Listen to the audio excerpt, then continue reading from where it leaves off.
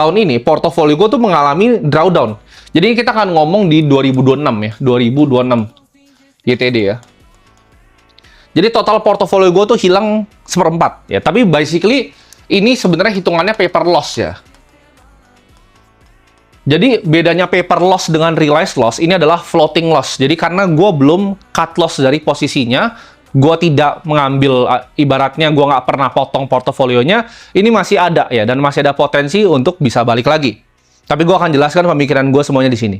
Nah ini kalau kita lihat, ini month to month ya, 2026. Jadi kita bisa melihat di sini kira-kira dari blended tadi portofolio gue kenapa akhirnya turunnya sekitar 25% ya. Kira-kira seperempat portofolio gue mengalami paper loss. Di Januari Bitcoin koreksi 9,9%, S&P 500 itu hijau ya. BCA itu koreksi 8%. Cash ya, ini kita pakai standar ya. Kita ambil kira-kira 3,5% per tahun, 1,6% selama dari Januari sampai Juni. Februari, Bitcoin koreksi lagi dalam, ya. S&P itu koreksi sedikit, biasanya koreksi dalam lagi, cash. Nah, kesalahan pertama gue adalah, waktu itu gue pikir ini domestik dengan digital asset, ya. Ini domestik ya. Ini digital asset ya. Ini korelasinya tadinya gue pikir kecil, tapi somehow, ya. Tapi ini juga lucu ya, ini jarang terjadi selama sejarah manusia.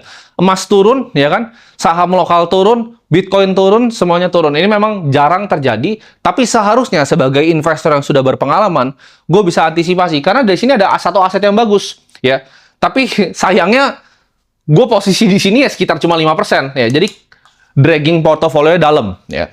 Kita lihat di sini, Maret, dia naik. Oke? Nah, ini ketika kalian ngalamin misalnya dari 67% sekian portofolio ini minus terus plus di sini.